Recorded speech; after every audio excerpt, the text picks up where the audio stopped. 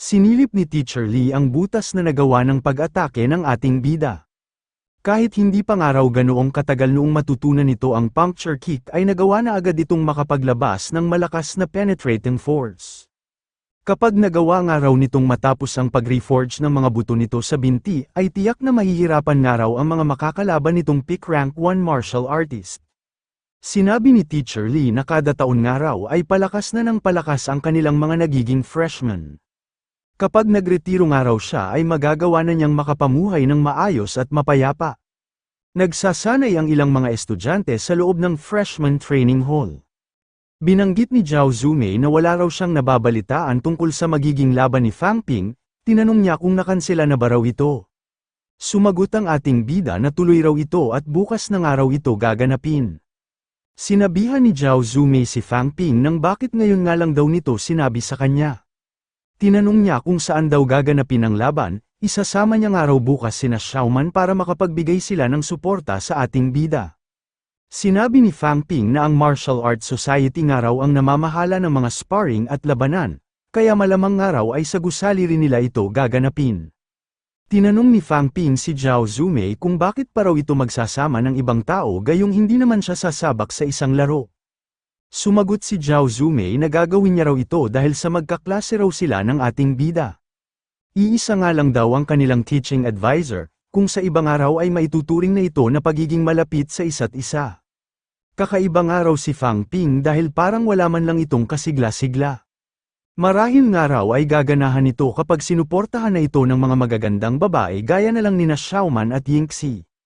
Sinabi ng ating bida na wala nga raw siyang pakialam sa itsura. Kung ano-ano na nga lang daw ang pumapasok sa isipan ni Zhao Zumei, kung tutuusin nga raw ay hindi rin naman daw ito pangit. Nagtanong ang nahihiyang si Zhao Zumei kung totoo ba raw ang sinabi ng ating bida. Sumagot si Fang Ping ng oo at sinabi na maganda na nga raw ang itsura ng mukha nito. Naantig ang damdamin ni Zhao Zumei nang dahil sa sinabi ng ating bida. Kaso nga lang ay idinagdag pa ni Fang Ping na wala nga lang daw masyadong pakialam si Zhao Zumei sa itsura nito kaya halos nagmumukha na itong lalaki. Nainis si Zhao Zumei dahil inakala niya na magiging maayos na ang papuri na maririnig niya sa ating bida.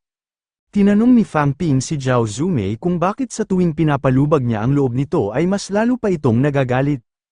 Huminto sa pakikipagtalo si Zhao Zumei noong may tumawag sa kanyang pangalan. Sinabihan siya ni Lu Fenbro na umalis daw muna siya dahil may pag-uusapan lang sila ni Fang Ping. Sinabi ni Lu Fenbro na mukhang natutunan na nga raw talaga ng ating bida ang puncture kick. Nagbigay siya ng payo na kailangan na nga lang daw nitong mag-ingat bukas at malaki na ang tsansa nitong manalo. Kapag umakyat nga raw ito sa arena ay sa kanya din lang mismo nakasalalay kung mabubuhay ba ito o mamamatay. At kapag sa palagay nga raw nito ay wala siyang laban ay maaari naman daw itong umatras o tumanggap agad ng pagkatalo. Tumugon si Fang Ping nang hindi niya raw inasahan ang mga payo na ibinigay ng kanyang teaching advisor. Iginiit niya rin na wala naman daw siyang atraso sa kanyang mga makakalaban kaya bakit naman daw siya ng mga ito bubugbugin hanggang sa mamatay. Sinabi ni Lu Fenbro na tinulungan na nga raw niya ang ating bida na magkalap ng ilang impormasyon tungkol sa mga estudyante na may pakana ng mangyayaring labanan. Ang leader nga raw ng mga ito ay isang third-year student, ito nga raw ay si Liu Yunguan na isang rank 3 martial artist. Sinabi ni Fang Ping na ibig sabihin daw pala noon ay nauuna ito kay Wang Jinyang ng isang taon. Malamang nga raw ay hindi ito kasama sa mga Magic University student na nakalaban noon ni Wang Jinyang, kaya bakit nga raw mainit ang dugo nito sa kanya? Sumagot na si Lu Fenbro na mayroon daw itong nakababatang kapatid na isa rin dating genius student ng Magic University. Pero noong kabilang taon nga raw ay binugbog ito ni Wang Jinyang hanggang sa madurog ang mga buto nito sa dibdib. At hanggang ngayon nga raw ay nakahiga pa rin ito sa loob ng ospital. Sinabi ni Lu Fenbro na dapat nga raw malaman ng ating bida na kapag nakalampas na ang prime period ng cultivation ng isang tao ay doon na rin daw magwawakas ang martial arts journey nito. Naisip ni Fang Ping na mukhang mabait at magalang nga raw ang kanyang brother Wang, pero bakit nga raw napakarahas naman nito kung makipaglaban? May pagkakautang na nga raw ito sa kanya dahil siya ngayon ang nananagot sa mga problema na nagawa nito.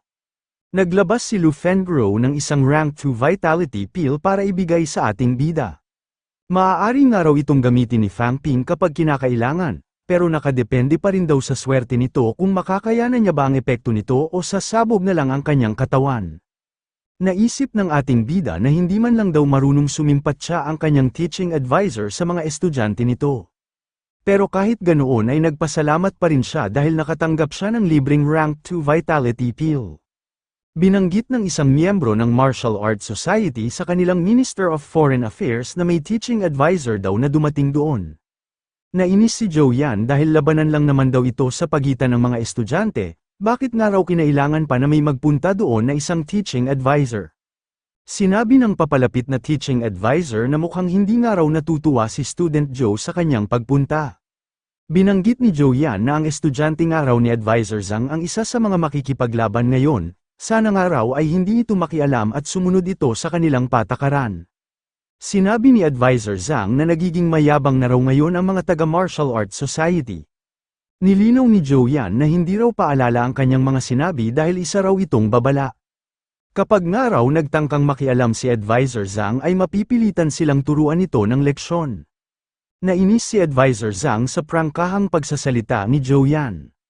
Binanggit ni Zhou Yan na binigyan nga raw sila ng otoridad ng Magic University para sila ang magpanatili doon ng kaayusan. Kung may mali nga raw na napansin si Advisor Zhang ay maaari naman daw itong magpaabot ng reklamo sa Magic University.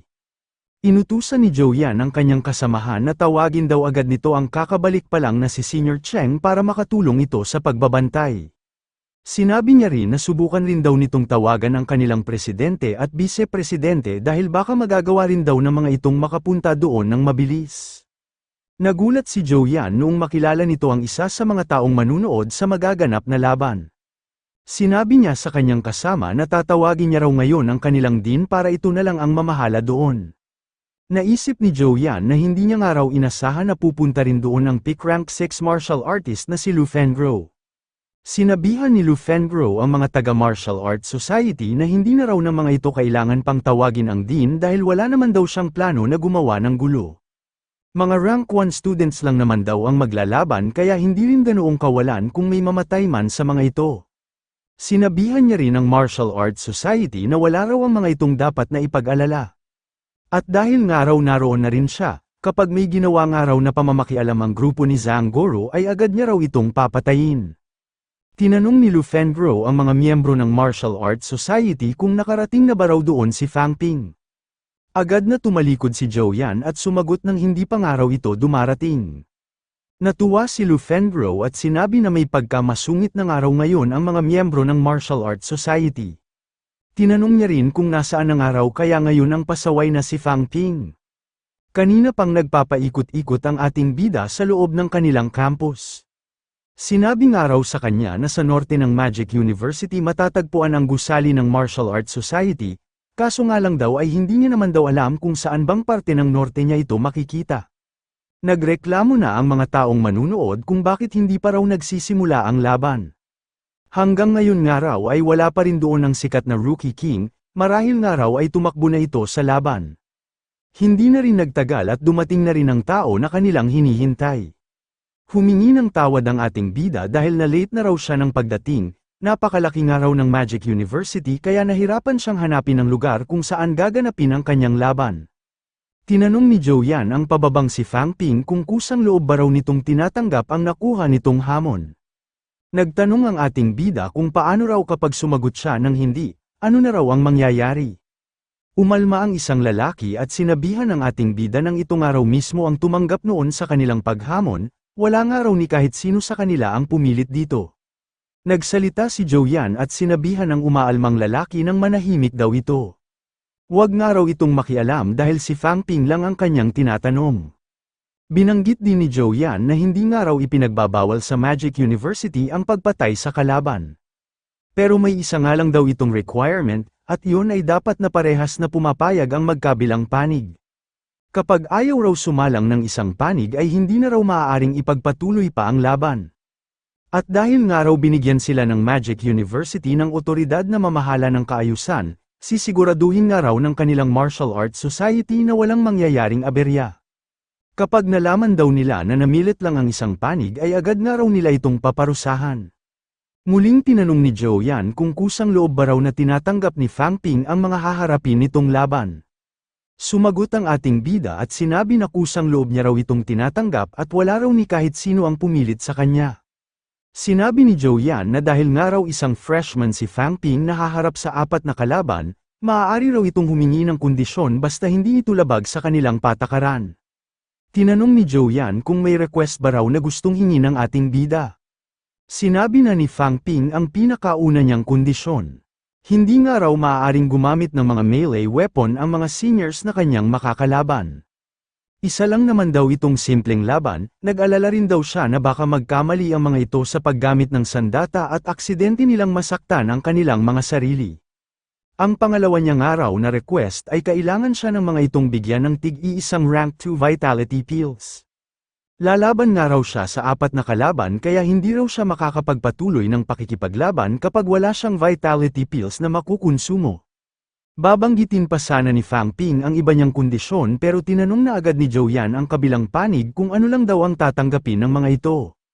Sumagot si Liu Yunguan na tanging 4 na rank 1 vitality pills lang daw ang maaari nilang maibigay. Agad namang pumayag ang ating bida, naisip niya na napakayaman nga raw ng kanyang mga seniors. Hindi niya nga raw inasahan na makakakuha nga siya ng 4 na vitality pills dahil hindi naman daw siya seryoso sa mga hiningi niyang kondisyon. Marami pong salamat sa patuloy na panunood sa ating channel na Otakong Pinoy Recap. Pa-like and follow na rin po ng ating Facebook page para sa mga paparating nating update. Pinaakyat na ni Zhou Yan ang estudyante na kakalabanin ng ating bida. Tinanong ni Fang Ping ang kanyang senior kung ano raw ang pangalan nito. Nagpakilala ang lalaki na siya raw si Chen Golong, isa raw siyang third-year student ng School of Weaponry. Sinabi ng ating bida na bago nga raw sila magsimula ay may gusto muna siyang malaman. Isa nga lang daw siyang freshman na kapapasok pa lang sa Magic University, wala pa naman daw siyang nagagawang kasalanan kay Chen Golong pero bakit nga raw gusto siya nitong labanan? Tinanong ni Fang Ping ang kanyang senior kung isa rin daw ba ito sa mga binugbog noon ni Wang Jinyang. Naiintindihan niya naman daw na gusto nitong makapaghiganti, pero magkaibang tao nga raw sila ni Wang Jinyang kaya hindi siya ang dapat nitong ginagantihan. Nagtanong din si Fang Ping sa kanyang senior kung pinaplano ba raw nito na bugbugin siya ng malala.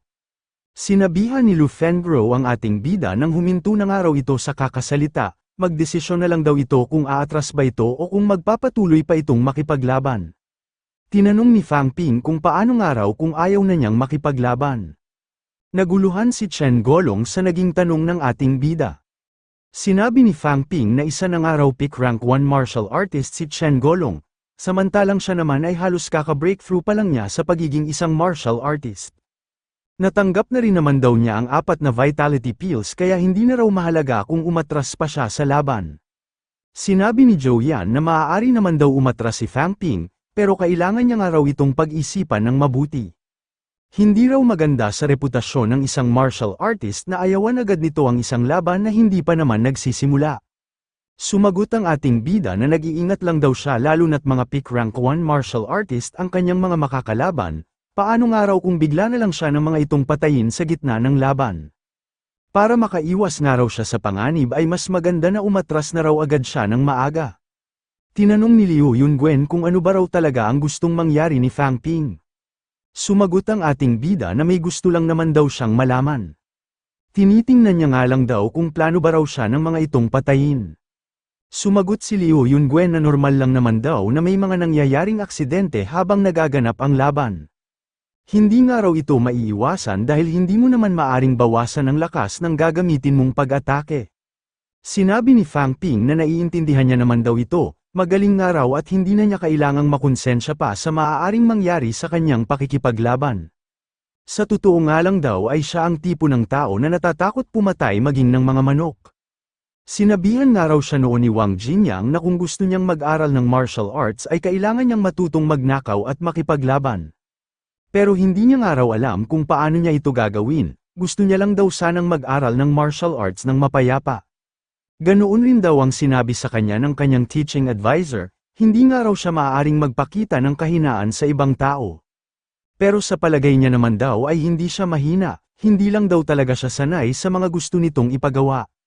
Naasar na ang mga taong manunood ng laban dahil sa patuloy na pagsasalita ng ating bida. Wala naman daw katuturan ang mga sinasabi nito at sinasayang lang daw nito ang kanilang oras.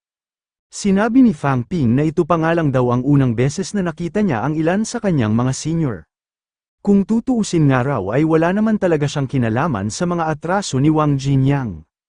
Pero mukhang ngayon nga raw ay nagagalit na ang mga ito sa kanya kahit na hindi niya naman talaga ito intensyon. Tinanong ni Chen Golong kung aatras na ba raw si Fang Ping o kung magpapatuloy pa ito sa kanilang laban. Sumagot ang ating bida na hindi raw siya aatras dahil hindi rin naman daw siya ng mga ito titigilan. Idineklara na agad ni Zhou Yan na simulan na raw ang laban noong sabihin ni Fang Ping na hindi raw siya aatras. Kumilos ng mabilis ang ating bida at agad na inatake si Chen Golong gamit ang natutunan niyang teknik na puncture kick. Isinangga ni Chen Golong ang isa niyang braso para protektahan ang kanyang sarili. Nakumpleto ng araw niya ang pag-reforged sa kanyang mga upper limbs, kaya sapat ng araw ito para pigilan ang pag-atake ni Fang Ping. Nagulat si Chen Golong noong makaramdam ito ng matinding sakit. Lumubog na pala sa ipinangsangga niyang braso ang matulis na sapatos na suot ng ating bida. Nagalit si Chen Golong sa pinsala na kanyang tinamo. Agad niyang inatake si Fang Ping pero hindi niya ito natamaan. Inipon naman ng ating bida ang kanyang lakas sa kanyang magkabilang kamao. Inatake niya si Chen Golong pero nasangga ulit nito ang kanyang pag-atake gamit ang kabila nitong braso. Napailing si Chen Golong sa lakas ng pag-atake na ginawa ng ating bida. Habang dumidepensa ay bigla niyang inihanda ang kanyang kaliwang kamao. Agad niyang sinuntok si Fang Ping pero hindi niya ulit ito natamaan. Matagumpay na nakaiwas ang ating bida gamit ang inaral niyang pole standing stance. Sa pag-iwas ni Fang Ping ay umatake na ulit ito gamit ang kaliwa niyang paa. Naisip ni Chen Golong na balak nga raw atakihin ng ating bida ang kanyang maselang bahagi ng katawan. Kapag nahuli niya nga raw ito ay sisiguraduhin niya na mapapatay niya ito. Pero nabigo si Chen Golong na mahuli ang paa ng ating bida. Nilinlang lang pala siya ni Fang Ping dahil ang kanang paa pala talaga nito ang gagamitin nitong pang-atake. Lumubog sa ulo ni Chen Golong ang matulis na sapatos ng ating bida. Kumalat sa arena ang napakaraming dugo na nagmula sa nabutas nitong ulo. Unti-unti nang nagdilim ang paningin ni Chen Golong. Hanggang sa tuluyan ang bumagsak sa arena ang buo nitong katawan. Pinagmasdan ni Fang Ping ang pinabagsak niyang kalaban. Ngayon ay hindi na ito humihinga at wala na itong buhay. Natahimik ang mga manonood sa kinahinatnan ng laban. Hindi makapaniwala sina Yang Xiaoman at Zhao Zumei na patay na ngayon ang lalaki na kinalaban ng ating bida. Nainis ang panig ni Liu Yunguan sa pagkamatay ng isa nilang kasamahan. Habang kinukuha ang bangkay ni Chen Golong ay napapahingi ng tawad ang ating bida. Naalala ni Fang Ping ang kanyang mga magulang pati na rin ang kanyang pasaway na kapatid. Hindi nga raw siya maaaring mamatay doon dahil ayaw niyang malungkot ang kanyang pamilya. Sinabi ng ating bida na wala raw siyang intensyon na patayin si Chen Golong, limitado rin lang daw ang kontrol niya sa kanyang kakayahan. Sinabihan ni Liu Yunguan ng ating bida na wala raw itong dapat na ipaliwanag. Sa sandaling sumalang nga raw sa loob ng arena ang isang martial artist ay ito lang din ang responsable sa sarili nitong buhay at kamatayan. Sinabi ni Fang Ping na mukhang wala raw palang saysay ang kanyang pagdaramdam, ipagpapatuloy na lang daw niya ang kanyang pakikipaglaban. Tinanong ni Liu Yunguan kung hindi na ba raw magpapahinga ang ating bida. Sumagot si Fang Ping nang hindi na raw niya ito kailangan, nakapag-book na nga raw siya ng isang train ticket mamayang hapon. Papatayin na nga lang daw niya ang lahat ng kanyang mga makakalaban para matapos sila ng maaga. Umakyat ang isang estudyante at sinabihan ng ating bida na napakalaki nga raw ng tiwala nito sa kanyang sarili. Nagpakilala ang lalaki na siya raw si Zhang Guowei, isa raw siyang third-year student ng School of Weaponry. Sinabi ni Zhang Guowei na sa simula nga raw ng taon ay binasag ni Wang Jinyang ang kalahati ng kanyang sternum bone. Hindi nga raw siya nakapagsanay ng kalahating taon kaya ibig sabihin noon ay nangalahati rin ang kanyang martial arts journey. Limitado nga lang daw ang kanyang nakukuhang resources at wala raw backer ang kanyang kinabibilangang pamilya. Pangarap niya nga raw noon na makapagtapos na isang rank 3 martial artist, pero mukhang mananatili na lang daw siya sa rank 1 habang buhay. Malapit na nga rin daw na maging isang rank 4 si Wang Jinyang kaya imposible nang magantihan pa niya ito. At dahil nga raw si Wang Jinyang ang nagturo ng martial arts kay Fang Ping, nararapat nga lang daw na ito ang kanyang paghigantihan. Sinabi ni Zhang Guowei na wala raw siyang pakialam kung mapatay niya si Fang Ping o kaya naman ay mapatay siya nito. Basta makikipaglaban daw siya ngayon para sa kanyang ninanais na paghihiganti. Binanggit din ni Zhang Guowei na wala raw martial artist sa kanyang mga kapamilya at mga kaibigan, kaya kapag napatay daw siya ng ating bida ay wala nang sunod na maghihiganti dito. Sinabi ni Fang Ping na hindi naman daw sila naiiba ni Zhang Guowei sa isa't isa. Marahil nga raw ay hindi rin siya ipaghihiganti ni Wang Jinyang kung sakali mang mamatay siya doon.